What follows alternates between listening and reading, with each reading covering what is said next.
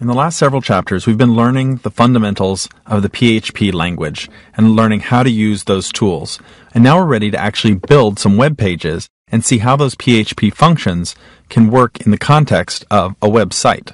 If you stop and think about it, there are really only three ways that we can get data from our users on the web.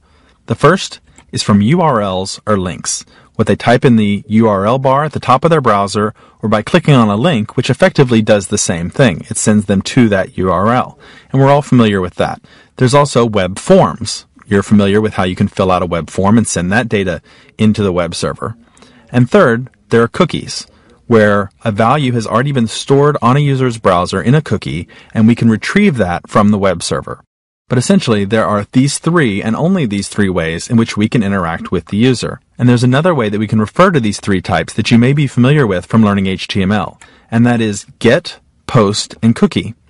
We can do a get operation, which is when we do a URL or a link. Forms post data to the server, and cookies is pulling back a cookie from the server. And every web language has a different way to interact with these three techniques. And that's what we're going to be taking a look at in this chapter. And we're going to start out by looking at links. I'm going to open up the PHP sandbox alias that I created earlier on my desktop. And I'm going to open up basic.html, which is just some basic HTML, so I don't have to retype it each time. And I'm going to do a save as to create a new page. And I'm going to call this first page. And then I'm going to go ahead and put PHP at the end. So I'm going to make a page of PHP called first page and save it in my PHP sandbox.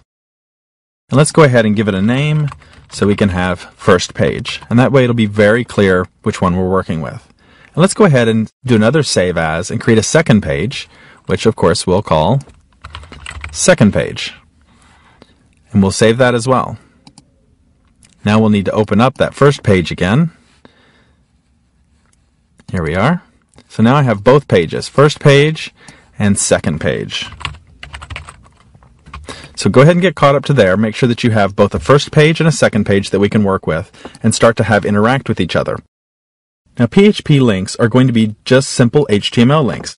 If we want to get to the second page, we just put in a simple ahref equals and then the reference to secondpage.php. And we can then give the link a name. We'll call it second page. And then we can bring that up in our web browser. I'll open up Firefox and I'll go to http://localhost. If you're on a PC, that will probably be enough for you. If you're on a Mac, you're also going to need to include your username, PHP sandbox, and then firstpage.php. So you'll see it gave me a link. It's just a normal HTML link, and when I click on it, it takes me to second page. Easy enough, right? But that's not really PHP, that's just HTML. In fact, we haven't even opened any PHP tags there. In HTML, though, you'll probably remember we can also send values along with that href by putting a question mark, and then something like, let's say, ID equals, and then we can send an ID, like the number 1.